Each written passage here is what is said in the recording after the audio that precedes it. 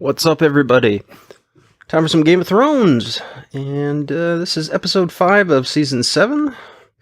Pretty damn good episode overall. I know a lot of the purists and the hardcore fans are a little bit jaded on the lack of logic in some of this of the ongoings as far as what take place in this episode and the season so far.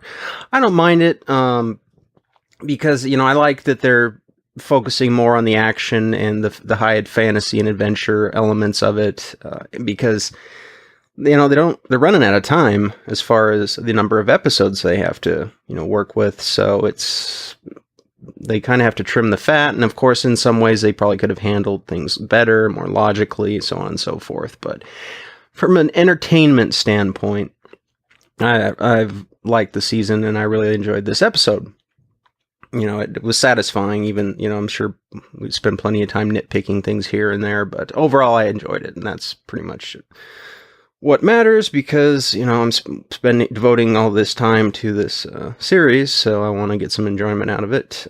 When it's all said and done, we can go back through and look over it again and scrutinize it more, but as long as the episodes aren't, sucking as far as the entertainment value, then I'm not too worried. Like I said, I'm not a hardcore A Song of Ice and Fire fan or George R.R. Martin fan.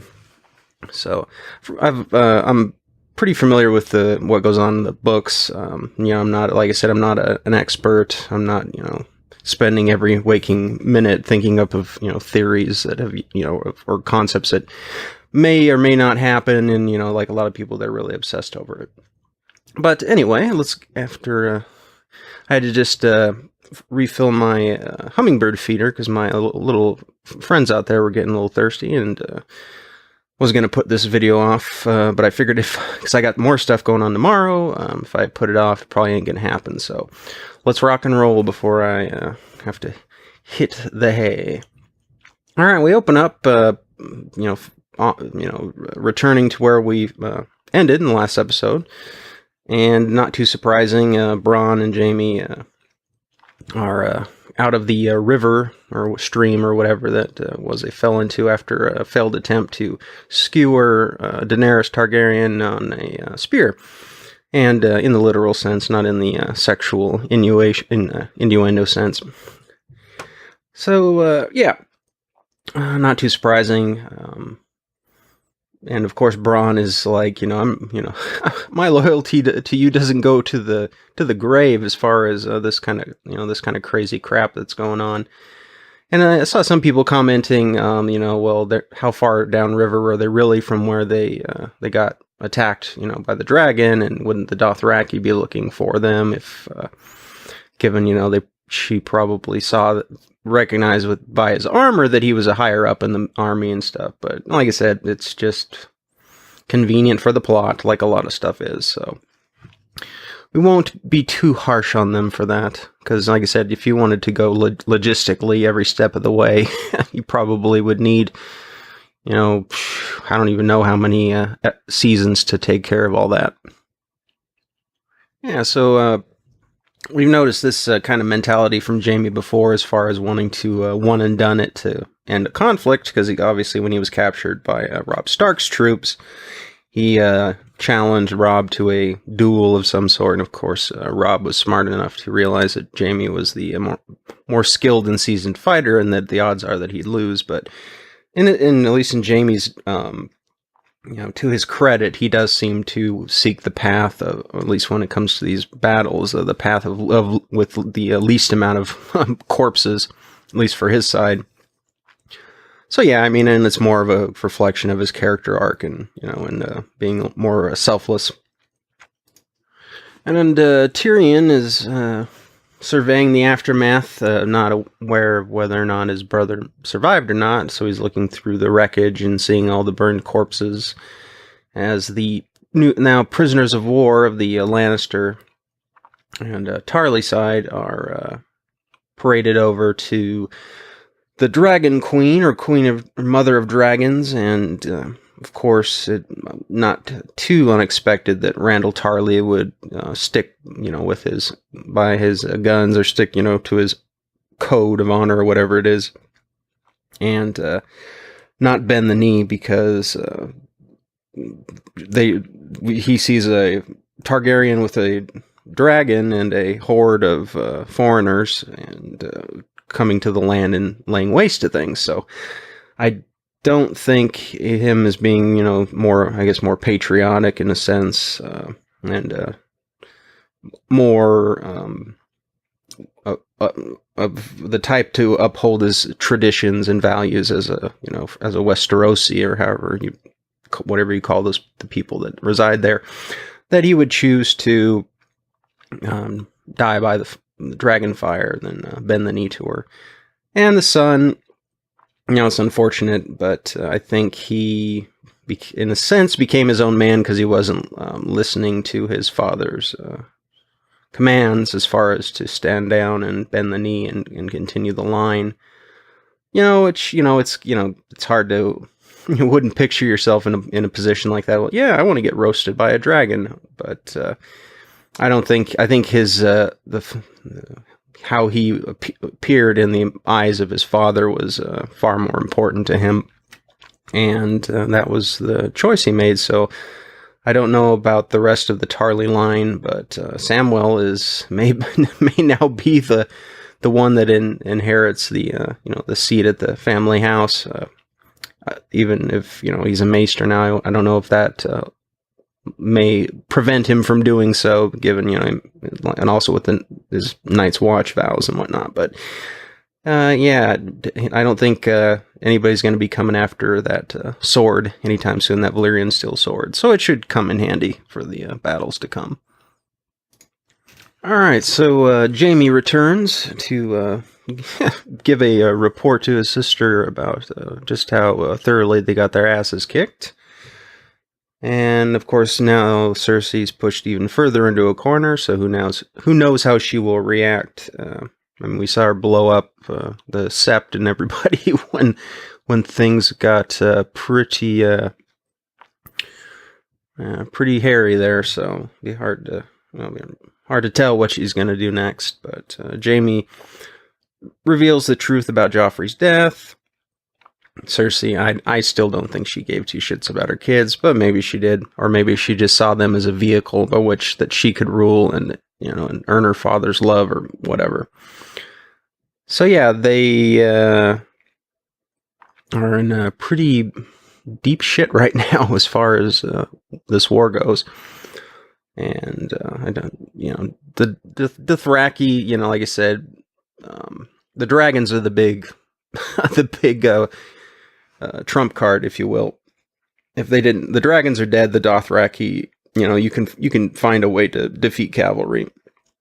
Cavalry aren't going to go riding into a gated city, or especially something like King's Landing, which is not that easy to navigate around. It's kind of a lot of bends and turns and stairs and stuff. So, and I'm not sure who else is available as far as the military forces. I don't know who else they would actually. If they're going to hire mercenaries, I don't know. Like I said, I'm not sure what their numbers are. They still have Euron and all that his guys, So, but then again, the Unsullied are still there as well. So, like I said, the main enemy is to the far north. So, this may be the moment where, the armistice or whatever happens, and they, agree to put off or a ceasefire or whatever until the zombies are dealt with. But so it's all right. Okay scene overall.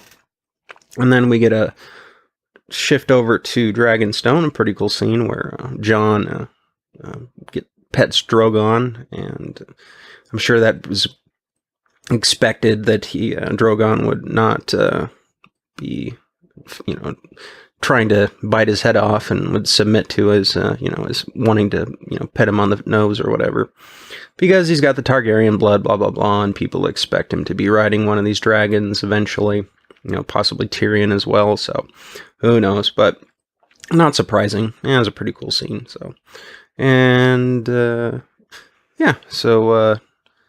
we get Daenerys and him talking a bit more about what's, going on, and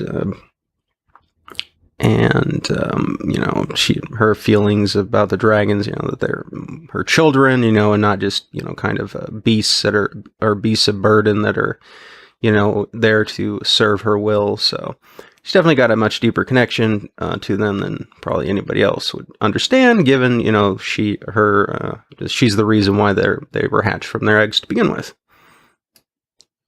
And also the fact that, Daenerys is watching him pet the dragon, and the dragon doesn't want to kill him. So if this is the guy that she's got the hots for, or is getting attracted to, and her dragons are cool with it, then all the better. She starts finding someone to marry and have kids with, and Drogon and the rest are eating them left and right. Make relationships a little hard to come by. So, I think as far as the choice to attack the Lannisters, though possibly risky, it's always risky when you're risking the life of a dragon, and then Daenerys as well. And of course, Jon's got mixed feelings about it because he doesn't want to see her coming in as a conqueror, but I think it was a smart move, a display of strength, totally caught him off guard, which was, to their advantage to be able to travel that quickly. To show the size of the force, to demoralize the troops, and basically send Jaime and Bronn back, and maybe a few other stragglers back to King's Landing, and deliver a blow to morale, especially for Cersei. So it was a bit impulsive, and she probably did it more out of anger, but it was, like I said, it worked. So of course, being the Monday morning quarterback doesn't mean I expected it to happen like that. Of course, the show decides, but I don't know. Jon wasn't sitting there condemning her for doing it. So overall, it was a smart move. Definitely bought them some time. They just got to be worried about the Ironborn's fleet whenever that group of no good ruffians decides to show up, and then. We have a friend, Jorah Mormont, show up after being cured, and I really wish he had mentioned who cured him. So it would have been kind of cool, because then there would have been a connection immediately between Jon and Jorah as far as a mutual friend. I thought that would have been kind of cool if he'd said that, a maester named Samwell cured me. But anyway. Nothing major, but I thought that would have kind of been a good way to break the ice between those two guys, at least to create some level of trust, because, Jon doesn't, the Mormont, this is someone that his father wanted to basically cut his head off for slave trading and whatnot, so I don't know if he knows that reputation, but then again, you do have the fact that Jon served under... Jorah Mormont is Jorah's father, so there is that element too to break the ice. But then again, their relationship was, and at least the father and son relationship wasn't all that great. So anyway, now he's back with the crew and going to be headed to the wall with the other warriors to take care of business and see what they can do as far as their fight against the others and their army of the undead. Alright, then the new three-eyed raven, or three-eyed crow, sends out his crows. He's seeing through their eyes to see where the Night King and his crew are at. And then has a bunch of ravens sent out, quite a few ravens. And the maesters, of course, get them, and they seem to be far more representative of the scientific mind, the rational mind, the dismissing of anything that has to do with the supernatural or the superstitious. I don't want to say atheistic, because that is probably going a little too far, as far as, I don't know, they may have some... spiritual beliefs, or I don't know what the maesters exactly believe, but they seem they far more into the scientific mind of empirical evidence, objective reality, and so forth. So of course they poo-poo all of this, and Sam realizes that, I'm not going to, at least, in a further scene that concludes his stay there, he's starting to realize that, I'm wasting my time at this place because these guys are basically just going to scoff until, the Night King and his group of merry zombies come crashing into the citadel and start killing people left and right. So, yeah, would definitely be better to maybe look at believing what all this, because I don't think you can really have an objective opinion if you haven't been up to the wall to see what's going on, and then you have a maester up there like Aemon Targaryen that's basically knows what's happening, but of course they probably chalk it up to him just becoming senile or whatever. So Varys and Tyrion have a little chit chat. And Varys kind of reflects on the kind of not of sitting back and watching the horrors happen and trying to convince himself that he had no part to play because he wasn't the one executing these people. And then we find out that a raven went to Jon, obviously from whatever maesters at the Winterfell fortress now, basically saying that they know where the Night King's headed, and the fact that Arya is still alive. So Jon is definitely in a position where he needs to get back to the wall ASAP. We can't be dealing with this stuff going on in the south because it's time is ticking down to go time when it comes to taking it to the others and their group of zombie peoples. So now Tyrion has a great idea to try to convince Cersei that the Army of the Dead is real, which I do think that this whole plan that they have is pretty silly. There's better ways to I think go about it. But yeah, I don't know. I guess they needed a reason to move away and move towards the main objective. It does seem kind of silly. They're going to capture a white and bring it down and let it, I don't know, somehow get it into King's Landing so Cersei can watch it reanimate. And then, of course, the logic behind it doesn't make too much sense because how does, this one example of, she knows that dragons are real. But, this one-off zombie that they find or whatever, that isn't as convincing as seeing an entire army of the dead marching across, the frozen wastes up north of the wall. So, but I guess, like I said, they gotta find a way to get up to the, get our heroes up to the north and start, taking the fight to the opposition even in some small ways.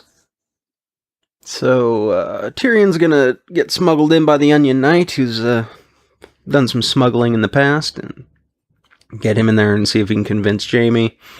And Jorah volunteers to go and wrangle a zombie, and of course Jon's not going to let him go on his own, and we'll get some of the wildlings, or the free folk, if you will, to help out with this little expedition. Alright, so yeah, Jon gives a little touching speech about trusting one another, and it's pretty obvious that Daenerys has got some feelings for him that are blossoming, if you will, so she grants him permission to leave.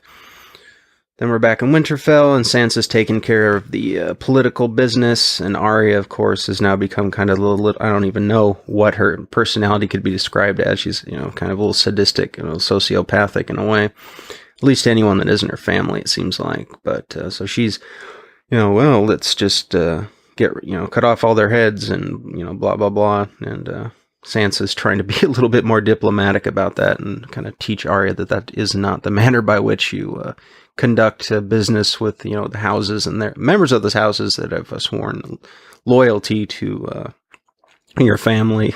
It's pretty stupid. Alright, so Davos smuggles in Tyrion, and he's going to go on his own errand, and Bronn leads Jaime down to the catacombs where the dragon skulls are, and nice, not exactly a tearful reunion, but a reunion nonetheless. And Tyrion brings up the, I'm a dwarf, and you know what it's like being a dwarf, and father hated me because I'm a dwarf, and Jaime kind of does kind of glad what he did, and just kind of like, so what, get to the friggin' point. Yeah, so basically Tyrion fills in Jaime on the idea that Daenerys is willing to call a ceasefire right now to deal with other matters, assuming that Cersei agrees to some terms. So we'll have to see what those terms are. And then, of course, Sir Davos goes and finds Gendry, or Gendry, I guess. Gendry, yeah. And he's, of course, been blacksmithing down in Flea Bottom, I believe is the area. Where all the kind of the hovels and the kind of the poor folk are, but this is kind of more of a merchant, or not merchant, but a craftsman type area. And he's been working pretty hard, and of course he doesn't care too much for it because he's been making weapons for the family that are responsible for his father's death.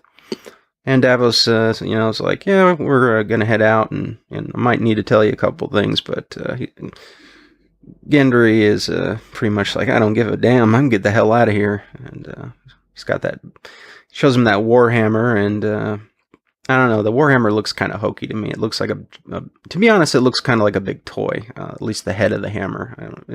I don't know, maybe I'm the only one, but I mean, the shape of it and the size of it is pretty cool, but yeah, the head of the Warhammer, just, I don't know, it looked like it was made out of, like, foam rubber, black plastic or something. So it doesn't really look historically like an actual Warhammer. They weren't that massive.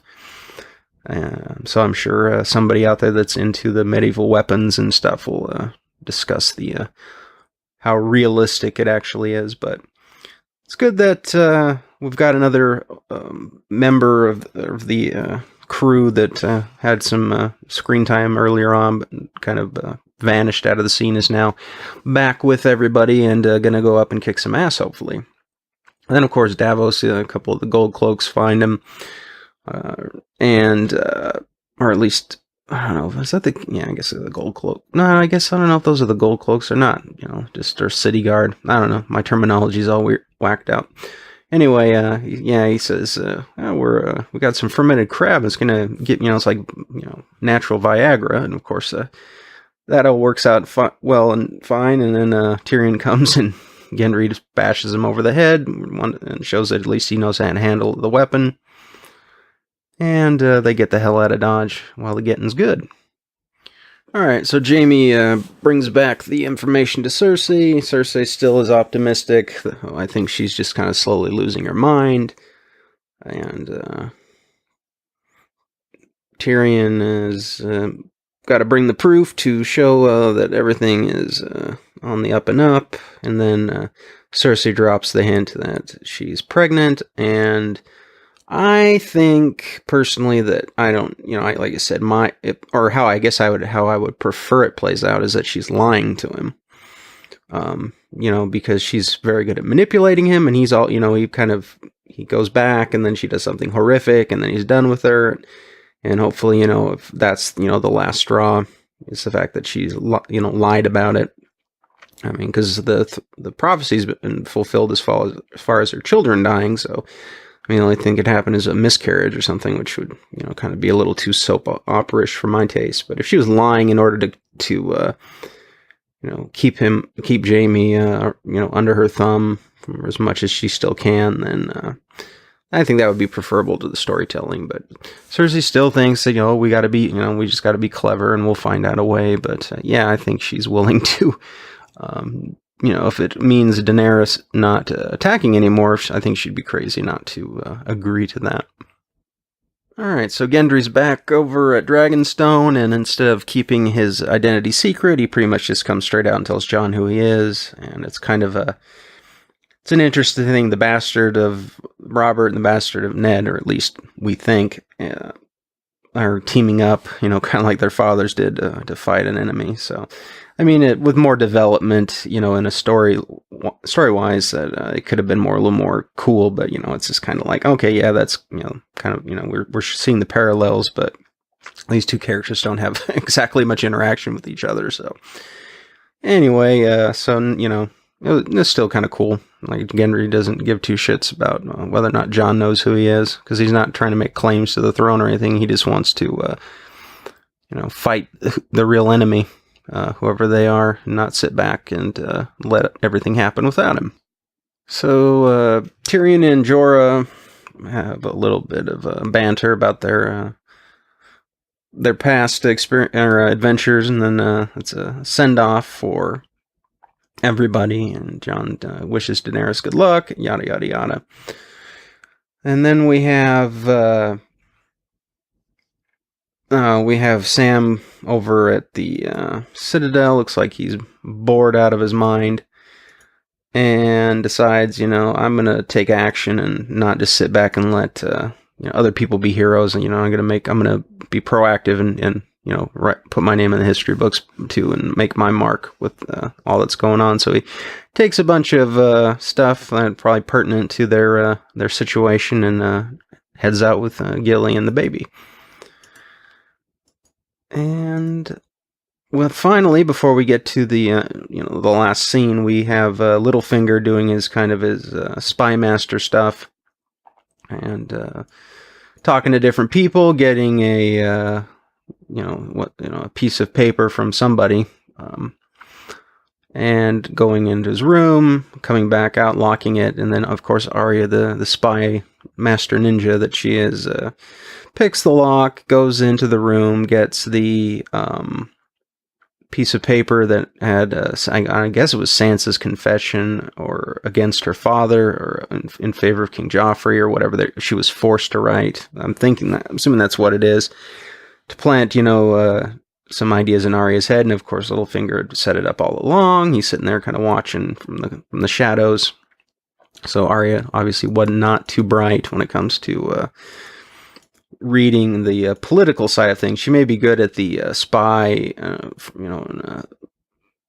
sneaking up, sneak attacks and assassination and that sort of thing. But when it comes to the political mind, she's still quite a bit behind Littlefinger in experience and so forth. So Jon Snow is at Eastwatch and meets up with Tormund, who has some pretty good banter. He's wondering if Brienne's going to get brought along. He's got the hots for her, and they all kind of discuss what's going to take place. And Tormund basically says, you're not the only ones that are trying to get north of the wall. And so then we see that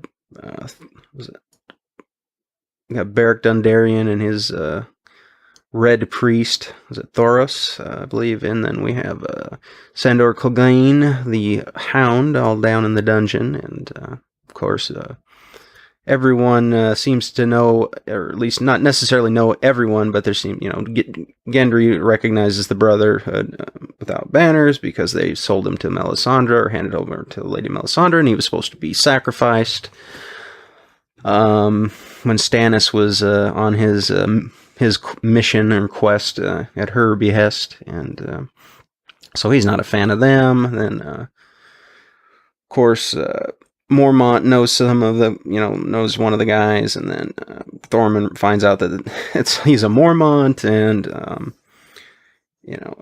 but eventually, Beric Dondarrion, he gives his little, rallying speech about, we're all purpose, but it's, the Lord of Light is the one, directing it. And of course, Sandor cuts through the bullshit and says, are we going or not? And Jon's, we're pretty much all on the same team because we're actually still alive and breathing. And that's, pretty true as far as the dead are concerned, the living are the enemy. And that's includes everyone that's still walking and breathing and with a beating heart. So and now we've got our crew, I believe 7 people in total, and they're going to go north the wall and try to get a white to bring back to show as proof to Cersei, so that maybe they can mobilize Westeros as a whole, and along with Daenerys' forces, to assault the Night King and his forces. And that basically wraps up the episode 5. So pretty good overall. I've watched the preview for the next episode. Looks like it could be pretty epic. Can have some fighting with the guys that have gone north of the wall. It's got the Army of the Dead and the Whites hot on their heels, and got the flaming sword for Beric Dondarrion. So it's pretty cool. and see what it can do again, if it can set all those zombies ablaze or not. Yeah, so it looks like it's going to be a pretty badass episode. And I look forward to it. So yes, I will try and get the episode 6 review out, a couple days after the show airs, if possible. And I will see you all in that video. So take care, and I hope you enjoyed this episode as much as I did.